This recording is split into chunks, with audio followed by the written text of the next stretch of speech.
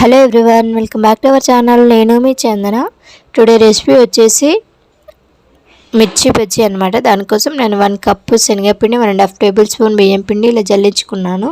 దాంట్లోనే 1 tea spoon వరకు ఓమను అలా నలుపుకొని వేసుకోవడం వల్ల ఫ్లేవర్ బాగుంటుంది.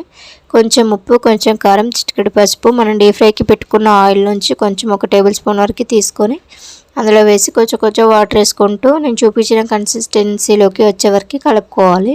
ఇప్పుడు మనం తీసుకున్న మిర్చిని కారాన్ని బట్టి అందులో గింజలు తీసేయాలా ఉంచేయాలన్నది చూసుకోవాలి. సో నేనైతే తీస్తున్నాను. ఇప్పుడు దీంట్లోకి నేను ధనియాలు, జీలకర్ర, ఓమ ఈ 3 కలిపి దంచుకున్న పొడిని అందులో పెట్టుకుంటున్నాను.